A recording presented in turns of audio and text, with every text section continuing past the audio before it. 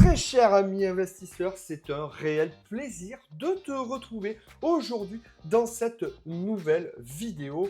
Aujourd'hui, c'est la fin du mois d'août, la fin peut-être des vacances pour toi, mais le début, la rentrée, les nouvelles résolutions, les nouveaux projets et peut-être un projet de self-stockage pour cette nouvelle année, fin d'année 2026, début d'année 2027, je ne sais pas. En tout cas, si tu t'intéresses au self-stockage, tu es très bien tombé, puisqu'ici, sur cette chaîne, on parle de self-stockage. Si tu ne me connais pas rapidement, je suis Nicolas Todo, je suis propriétaire de plusieurs centres de self-stockage dans le sud-ouest de la France et je partage aussi souvent que possible tous mes conseils, mes contacts et toutes les analyses du marché nécessaires pour que tu puisses toi aussi peut-être te former si tu as déjà le projet d'ouvrir un centre de self-stockage ou encore même aller chercher des meilleurs taux d'occupation, des meilleurs résultats, une meilleure rentabilité pour ton centre de self-stockage. Bref, ici, la chaîne est consacrée à cet investissement de niche dont personne ne parle et pourtant qui s'avère être très rentable. À ce sujet, si tu veux toi aussi ouvrir ton premier centre de self-stockage, comme je l'ai fait moi il y a de ça un peu moins d'une dizaine d'années, ça tombe bien. Je t'ai préparé un outil unique en France et surtout gratuit. C'est un starter kit. Il contient tous les éléments nécessaires déjà pour comprendre ce marché, mais aussi pour faire tes premiers pas dans le marché du self-stockage. Pour cela, c'est très simple. Il y a un lien dans la description. Tu rentres juste ton adresse mail et ploup, tu reçois le starter kit complètement gratuit. Si tu veux aller plus loin, plus vite, plus fort et que tu es plus beau, toujours plus d'ailleurs, j'ai créé une formation qui est dédiée justement à comprendre, connaître, apprendre le marché du self-stockage. Cette formation n'a pas été réalisée tout seul car j'estime que chaque personne a ses spécialités, ses spécifications et donc cette formation a été réalisée avec tous les partenaires avec qui je travaille depuis de nombreuses années dans l'univers du self-stockage. Donc tu vas retrouver des concepteurs de box, un assureur, des spécialistes de l'automatisation, notaires, avocats et j'en passe. Bref, plus d'une dizaine de partenaires avec qui je travaille régulièrement et avec qui on ouvre des centres de self-stockage. Comme par exemple le dernier centre que j'ai pu ouvrir pour mon client ADBox. D'ailleurs, il m'a fait une petite témoignage client. Tous, je voulais prendre un petit moment aujourd'hui pour remercier tout particulièrement Nicolas de chez Tudubox à Toulouse. Nous avons fait appel à lui dans le cadre d'un projet qui nous tenait à cœur avec ma femme, la création et l'ouverture de notre centre de self-stockage à Saint-Martin-de-Crau, dans les Bouches-du-Rhône. Au départ, il faut être honnête, ce n'est pas du tout notre métier ni notre secteur d'activité. On ne connaissait pas ses codes, ses contraintes et ses spécificités. On partait donc un peu de zéro avec beaucoup de questions et pas mal d'incertitudes. On a fini par tomber sur des vidéos de Nicolas sur Internet, suite à quoi on a commencé à faire sa formation, qui a fait toute la différence pour la suite du projet. Elle nous a permis d'y voir plus clair, d'y comprendre les démarches à suivre et surtout d'être accompagné étape par étape. À chaque question, à chaque moment de doute, on a pu avancer sereinement avec des repères solides et des conseils concrets. Il nous a fait bénéficier de professionnels dans son entourage qui ont pu répondre à certaines de nos requêtes. Grâce à cet accompagnement, on a pu structurer notre projet, éviter certaines erreurs et gagner un temps précieux dans un domaine qui était tout nouveau pour nous. Nous avons ouvert nos portes il y a maintenant quelques mois. Je suis heureux de pouvoir dire que le démarrage est satisfaisant. Les résultats correspondent bien aux estimations que nous avions pu établir en amont, ce qui est très encourageant pour la suite. Alors, si vous envisagez vous aussi de vous lancer dans cette aventure, je ne peux que vous recommander sa formation. C'est un vrai petit plus pour dégrossir le sujet, poser les bonnes bases et démarrer avec confiance, avec des intervenants de qualité dans son entourage ainsi que lui-même. Encore un grand merci à toi, Nicolas, pour ton sérieux, ta disponibilité et ton accompagnement. À très bientôt. Je l'en remercie du fond du cœur. Bon, il a un petit peu lu les notes, on le voit. Mais promis, ce n'est pas moi qui les ai marquées. C'est juste, il n'est pas super à l'aise avec la caméra. Mais en tout cas, merci, un grand merci à Anthony qui m'a fait confiance et qui a ouvert son centre de self-stockage qui a l'air de plutôt bien se passer. Bref, si comme Anthony, tu veux toi aussi ouvrir ton premier centre de self-stockage, il y a un lien Calendly en description de cette vidéo. C'est un lien qui te permet de prendre un rendez-vous téléphonique d'une demi-heure avec moi et qui te permettra tout simplement de parler de ton projet avec du coup quelqu'un qui maîtrise le self-stockage et on verra ensemble tout simplement si c'est fait pour toi. Bref, passons maintenant au sujet de cette vidéo. Donc aujourd'hui, c'est une vidéo qui est dédiée à répondre à une question que j'entends souvent justement dans les calendars. C'est le self-stockage est-il saturé en France en 2026? Car oui, le self-stockage est en train véritablement de se développer. On voit de nombreux centres partout qui se montent en ville, à la campagne, en périphérie urbaine. Et donc, je vais tenter d'apporter ma réponse à cette question que j'entends souvent. Donc, ça va être une vidéo relativement longue car je voulais donner un maximum d'informations et être assez précis. Alors, bien sûr, je ne m'en voulais pas, elle ne sera pas à 100% exhaustive, mais voilà, je voulais apporter une réponse. Cette réponse sera fondée sur deux analyses.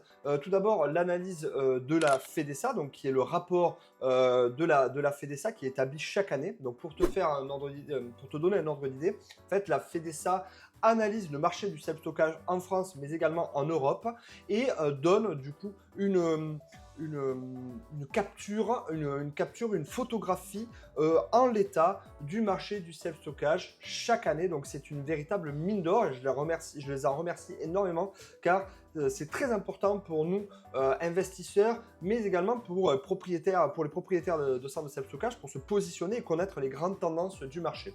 Donc à la suite de ça, il y a une autre étude qui a été réalisée par le site Location Garde-Meubles qui, pareil, a proposé une photographie du self-stockage. Donc je m'appuie vraiment sur des chiffres clés et non pas sur une pseudo-analyse, en tout cas ressentie au doigt levé. Moi, ce qui m'intéresse, si vous savez, vous suivez ma vidéo depuis de nombreuses années, c'est les chiffres et essayer d'être le plus réaliste possible, sachant que malheureusement, le self-stockage est un marché entre guillemets assez neuf et on n'a pas encore toute la data nécessaire pour avoir une capture très précise du marché. Voilà, donc passons tout de suite à la vidéo. Le self-stockage est-il saturé en France en 2026? Donc je vais te donner tout de suite la réponse, c'est non. Mais la vraie question n'est pas celle-là. On me pose donc, comme je le disais, souvent la question de Nicolas, avec tous les centres qui se créent partout en France, est-ce qu'il n'est pas déjà trop tard pour ouvrir un centre de self-stockage? Alors non, je ne considère pas que le marché du self-stockage en France est saturé. En revanche, je veux apporter une nuance extrêmement importante pour toi, futur investisseur. Dire que la France donc n'est pas saturée ne signifie pas absolument qu'on peut ouvrir des centres partout en France en fermant les yeux et puis advienne que pourra. C'est même probablement l'une des erreurs que j'entends le plus souvent et qui sont réalisées pour tous les investisseurs qui pensent qu'ouvrir un centre, parce que c'est une belle opportunité, dans une ville peut fonctionner naturellement. En 2026, je considère plutôt que le self-stockage est entré dans une nouvelle phase. Ce n'est plus un marché émergent, mais ce n'est pas non plus un marché nationalement saturé. Au contraire, c'est un marché qui mûrit, qui devient de plus en plus mature, mais qui ne l'est pas encore, dans lequel l'offre augmente, il y a de plus en plus de centres, mais où la qualité d'implantation, donc le nombre d'implantations, est complètement hétérogène et donc du coup la qualité d'implantation devient, le mot qui me vient, c'est déterminante. Autrement dit, le self-stockage n'est pas saturé, il devient sélectif. Pour cela, je te propose donc de démarrer l'analyse. Avant toute chose, premier chapitre, où en est le self-stockage français? Alors tu m'en veux pas, je me suis préparé une liste avec beaucoup de chiffres, je n'ai pas tout retenu. Donc si tu me vois lire un petit peu, ben, c'est tout simplement parce que je ne suis pas une intelligence artificielle, je ne retiens pas tout. Donc voilà, je lis tout simplement mes notes. Voilà, petit disclaimer. Commençons par les chiffres. Donc pour cela, je vais démarrer par l'analyse de French Self-Storage Market Study, donc qui a été produit par Location Garde-Meubles, que je remercie énormément. D'ailleurs, si vous ne les connaissez pas, allez voir le site locationgardemeubles.fr. C'est une bible d'informations, ils m'ont énormément aidé à me lancer et ils m'aident encore. Je suis d'ailleurs présent sur leur site et je dis à mes élèves de se mettre également sur leur site. Donc, grand merci les gars pour votre travail. Donc, Location Garde-Meubles, qui était d'ailleurs présente à la conférence du CISS. Donc, si tu veux te renseigner sur le self-stockage, il y a une conférence qui est établie chaque année. Là, par exemple, cette année, ça va être à Lyon. J'y serai. Donc, si tu veux me voir, ben voilà, n'hésite pas. Donc, ça sera à Lyon et Location Garde-Meubles, il présente chaque année des petites études, enfin, leurs petites études. Au passage, c'est pas trop petit, mais c'est des belles études, quoi, avec leurs chiffres. Et ce sont des acteurs importants du marché français. Donc, ils ont notifié 2129 sites pour 497 000, un peu plus de 487 000 unités. Ce qui est intéressant ici, c'est plutôt l'évolution. Donc, on va regarder, par exemple, la position française par rapport aux autres grands marchés européens. En 2025, le rapport de la FEDESA donne pour la France 2,69 millions de mètres carrés de stockage. Donc rassure-toi, on va essayer de décrypter tout ça. Je te donne juste quelques chiffres et après, je vais te donner mon analyse. On a un taux d'occupation de 80% et un prix au mètre carré de 294 € par an par mètre carré. Donc c'est un tarif locatif moyen sur les surfaces occupées. Donc ce qui veut dire que ton mètre carré en France, en moyenne, se loue 294 €. Alors encore une fois, on n'a pas le même prix quand on est en France que quand on est à Paris que quand on est en plein milieu de l'Auvergne. Mais voilà, c'est une moyenne nationale. Alors, à titre de comparaison, le Royaume-Uni, par exemple, c'est 6 millions de mètres carrés. Bon, eux, c'est le top du top, tu l'as compris, 75% de taux d'occupation, donc un taux d'occupation plus bas, mais un prix au mètre carré beaucoup plus élevé, 375 € par mètre carré. L'Allemagne, elle, est à peu près comme en France, 2,39 millions de mètres carrés, 75% de taux d'occupation, donc taux d'occupation plus bas, et un prix au mètre carré équivalent à la France, 292 mètres carrés. L'Espagne, 2 millions de mètres carrés, par contre, un prix au mètre carré beaucoup plus élevé, 304, et un taux d'occupation légèrement plus bas qu'en France. Voilà, donc cette carte ne prouve pas que la France, elle est sous-équipée, mais elle montre quelque chose d'important, c'est que malgré un parc qui est déjà relativement considérable, le niveau d'occupation en France est quand même relativement haut. Et ça, c'est plutôt positif comparé à nos pays européens. Attention toutefois, petite information, 80% de taux d'occupation ne signifie pas qu'il y a 20% de box qui sont disponibles. Parce que par rapport à tous ces chiffres-là, il faut prendre en compte qu'il y a des centres qui ont certes des taux d'occupation de l'ordre de 80% avec 20% de box vide, mais il y a aussi des centres qui sont en pleine période de remplissage. Donc ça aussi, il faut prendre ces éléments-là. Ce ne sont pas naturellement des centres tous matures. Donc il faut nuancer ces chiffres par rapport à la réalité du marché. De plus, la FEDESA n'a pas analysé tous les sites, les centres de self-stockage. Donc encore une fois, c'est une capture, une photographie à l'instant T du marché du self-stockage, mais elle n'est pas composée de l'intégralité des centres. Ce qui est important de noter, c'est qu'on verra un petit peu plus tard, le taux d'occupation, il a baissé entre 2025 et les années précédentes. Donc, on va essayer d'analyser et apporter justement des explications à tout ça. Donc, le marché ne dit pas « stop, il n'y a plus de place ». Il dit plutôt « il reste de la demande, mais l'offre arrive plus vite ». Il y a plus de centres qui se créent. Il faut désormais être beaucoup plus précis et analyste sur l'endroit que l'on va ouvrir. Autre élément que je voudrais notifier par rapport à cette carte, c'est que la France compte 2,69 millions de mètres carrés, comme je t'ai dit. Donc, elle représente 15% de toute la surface européenne. Donc, la France est le deuxième marché européen. Donc, c'est un deuxième marché du self-stockage après le Royaume-Uni. Donc, ce n'est pas du tout un petit marché naissant. La France existe, elle se développe et c'est déjà un des acteurs principaux du self-stockage en Europe. Et il y a d'autres pays qui sont beaucoup plus en retard, comme tu peux le constater sur cette carte. Donc,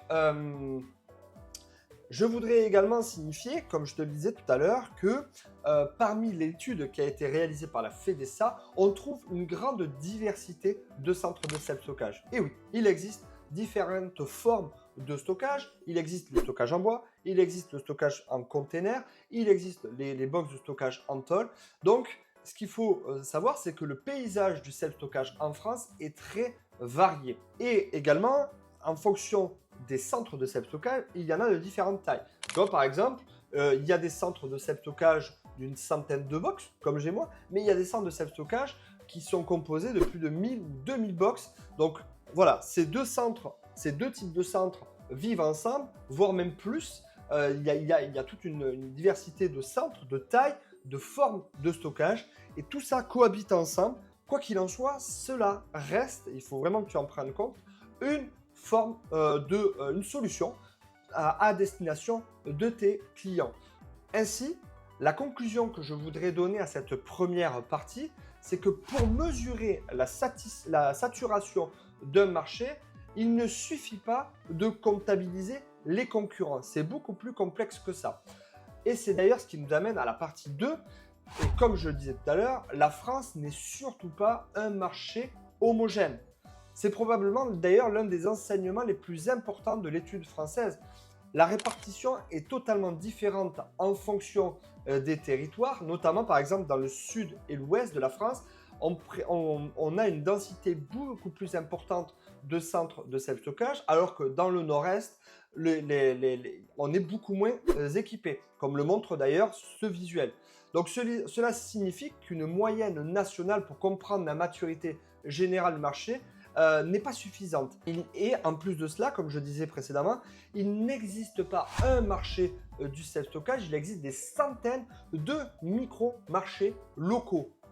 Et même raisonner à l'échelle d'une région reste insuffisant. Si j'étudie par exemple aujourd'hui un projet, ce qui m'intéresse réellement, c'est la zone de chalandise autour de ce futur centre. Car par exemple, si je veux ouvrir un centre en plein cœur de Toulouse, toutes les personnes qui sont à 1 heure du centre, voire même à une demi-heure, ne viendront pas chez moi. Donc, le rapport de la FEDESA vient justement renforcer cela avec cette approche. Il rappelle que la plupart des clients d'un centre de self-stockage ne veulent pas parcourir plus de 15 minutes pour rejoindre leur centre de self-stockage. Cela signifie donc que deux centres situés dans une même grande agglomération peuvent parfois évoluer de manière complètement différente et ne pas avoir les mêmes clients. Voilà pourquoi la question du self-stockage en France est-elle saturée n'est pas une bonne question. Regardez plus précisément à travers un exemple. Je vous mets deux villes, la ville A et la ville B. La ville A, elle, possède plusieurs centres de self-stockage. Elle dispose encore de nombreuses unités disponibles. Les promotions sont importantes. Les opérateurs dépensent beaucoup d'acquisition de clients, de publicité, et les prix stagnent. En plus de cela, il y a plusieurs mètres carrés supplémentaires qui sont en développement. Donc cette ville peut effectivement commencer à présenter une situation de suroffre. Effectivement, beaucoup de centres, beaucoup de box disponibles, des prix qui baissent, beaucoup de budget com dépensés par les opérateurs et en plus des projets qui vont arriver parce que on se dit ok, c'est une grande ville, il y a des centres, donc je vais y aller. S'il y a des centres, c'est qu'il y a de l'offre. Maintenant, passons à la ville B. La ville B possède elle aussi beaucoup de centres, mais ces centres sont très occupés. Certaines tailles de box sont régulièrement indisponibles. Les prix restent élevés, certes, mais les promotions sont limitées et aucun projet majeur n'est identifié à court terme. Alors, ce ne sont que des exemples, c'est juste pour illustrer un petit peu la situation. Cette ville, pour le coup, peut encore présenter des opportunités, alors même qu'elle possède plusieurs concurrents. La conclusion de tout ça, c'est qu'il ne faut pas regarder uniquement que la concurrence. Dans une ville, il peut y avoir beaucoup de concurrents, mais si les centres sont pleins, c'est peut-être positif, puisque, ça veut dire que la notoriété du self-stockage dans cette ville est beaucoup plus élevée. Les gens connaissent le service parce qu'ils ont vu plusieurs centres de self-stockage, ils se sont habitués du coup au décor. Et en plus de cela, les centres sont pleins. Donc du coup, il reste encore de la place pour de nouveaux centres. Pour autant, dans cette même grande ville, si vous avez donc plusieurs centres et que ces centres ne sont pas 100%, ne sont pas remplis, c'est peut-être que l'offre est supérieure à la demande. Donc ces raisonnements sont peut-être très simplistes. Ce que je veux te dire par là, c'est qu'il ne faut pas regarder que la concurrence. la concurrence peut être même une bonne nouvelle. C'est quelque chose qui peut paraître paradoxal pour certains, mais regarde, si je prends l'exemple des restaurants, si tu es déjà allé dans des halles où plusieurs restaurants sont implantés, ben, cette concurrence-là est plutôt bénéfique. C'est-à-dire que les gens vont se regrouper sans avoir une idée de là où ils veulent manger, mais ils savent que comme il y a plusieurs commerces similaires, ils vont avoir l'embarras du choix. Et c'est exactement pareil dans le self-stockage. Le self-stockage dispose d'un problème de notoriété, on le sait, on va en parler un peu plus loin dans cette vidéo. Et donc, le fait d'avoir des centres à proximité va justement aider ces problèmes de notoriété, mais aussi peut montrer que les centres étant pleins, il reste encore de l'offre. Donc, c'est vraiment à toi, avant d'investir, d'aller voir ces centres de self-stockage et de récupérer cette data-là. Pour autant, ne fonce pas tête baissée, et comme je te le disais, c'est important de nuancer. Il peut aussi montrer que c'est plusieurs centres, tout le monde se regroupe là en pensant que c'est une ville qui est intéressante, parce que c'est une grande ville, parce qu'il y a une certaine attractivité, etc. Et pour autant, il y a plus de centres que de besoins. Donc, analyse dans un premier temps la demande, l'étude de marché, c'est le plus important. La vraie question que tu dois te poser, c'est quelle quantité de demandes solvables reste disponible face à l'offre existante.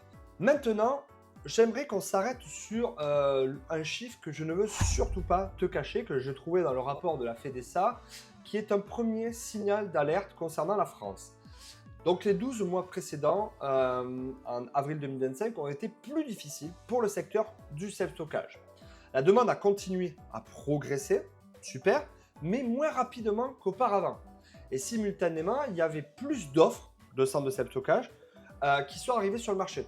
Donc, conséquence, beaucoup plus de concurrence pour capter les clients et à l'échelle européenne, l'occupation moyenne a diminué. Oui, l'occupation moyenne, le nombre de centres de self-stockage a augmenté et le taux d'occupation des centres de self-stockage a diminué. Mais surtout, la France fait partie des pays ayant connu une baisse d'occupation supérieure à 5% sur la période étudiée. Pour te donner un ordre d'idée, l'Europe a baissé de 0,8%, la France, elle, de 5%, avec la Suisse et l'Autriche. Et ça, il faut le prendre très au sérieux parce que c'est probablement l'un des premiers signaux qui montrent que l'augmentation de l'offre commence à avoir un impact sur certains marchés. Mais ce chiffre ne suffit pas à conclure justement que c'est une saturation française. Pourquoi ? Parce qu'il faut regarder simultanément donc, le taux d'occupation des centres de self-stockage et les prix. Et c'est là où tu vas voir que ça devient très intéressant.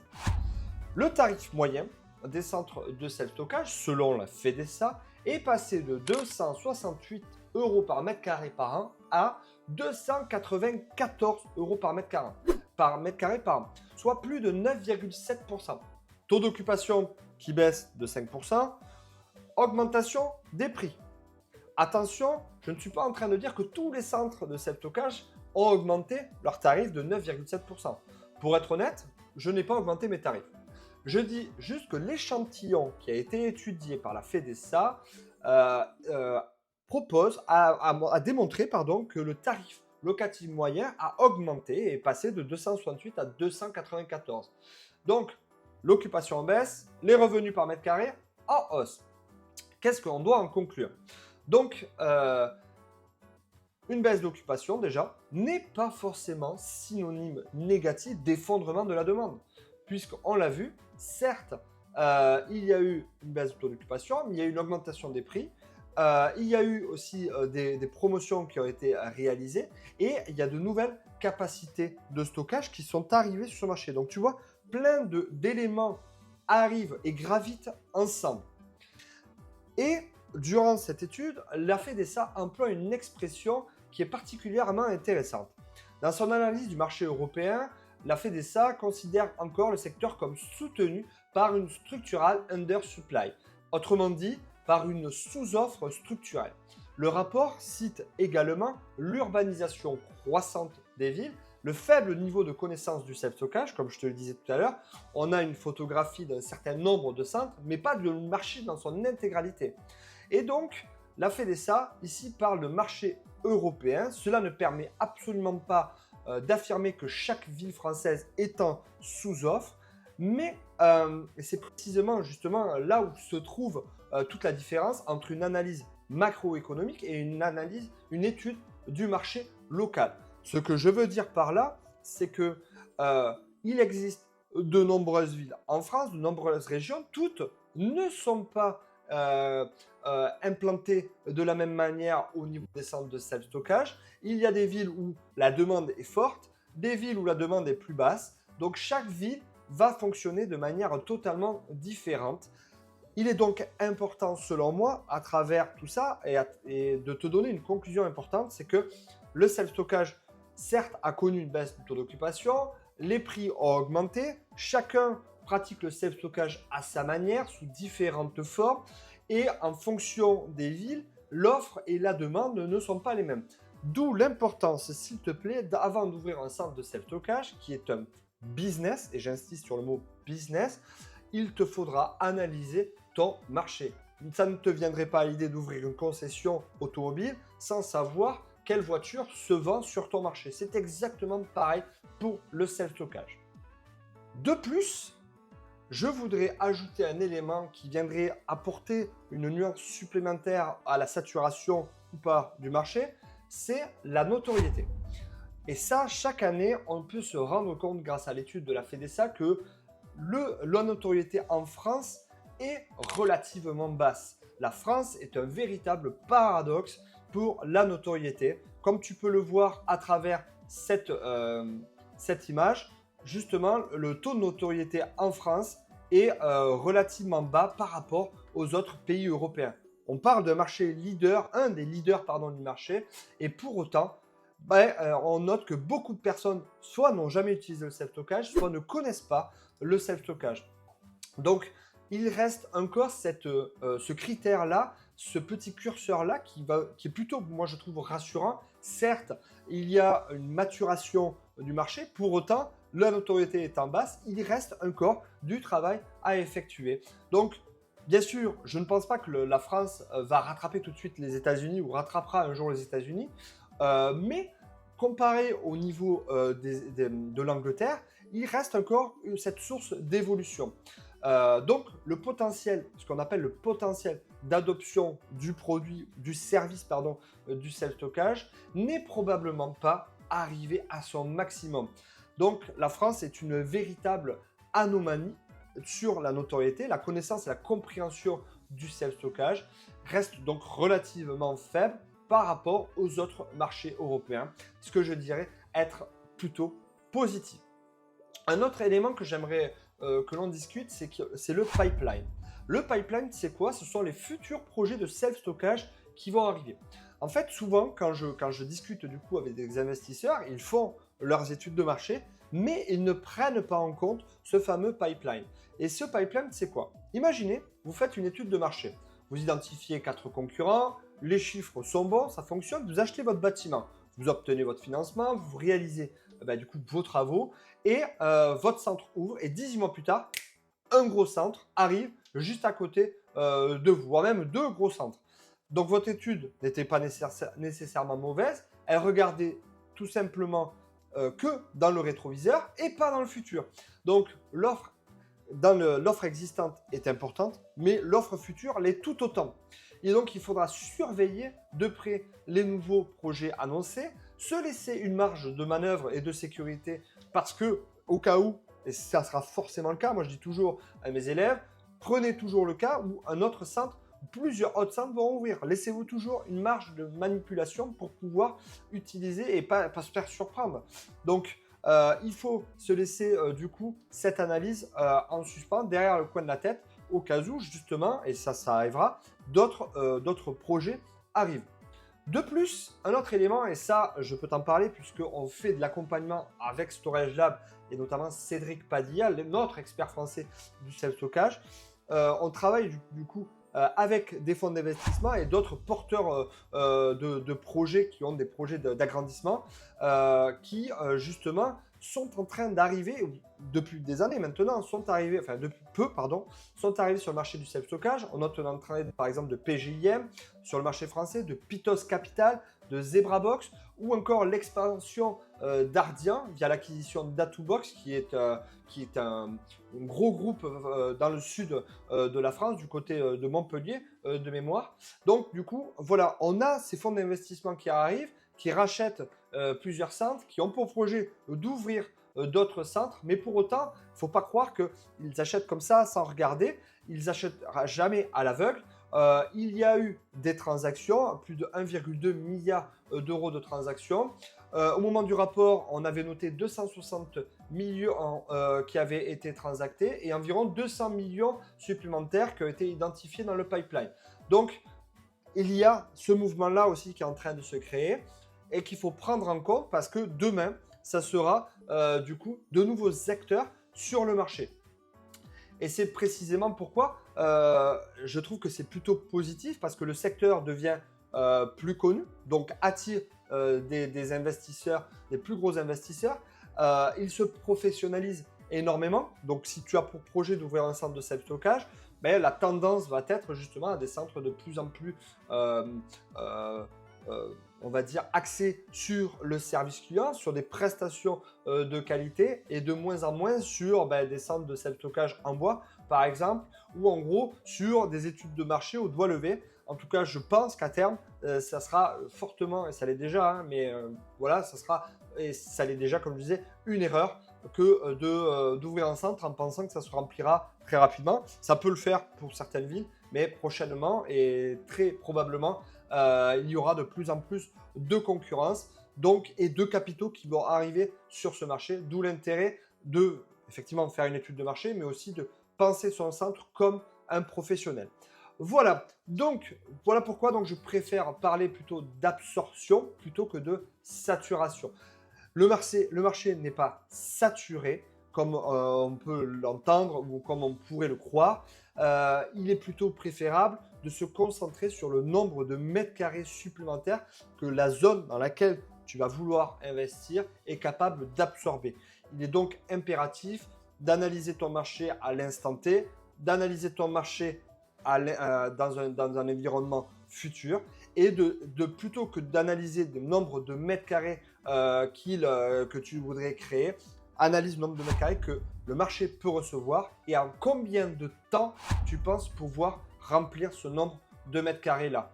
Donc c'est le dimensionnement du projet par rapport à la capacité d'absorption qui change en fait.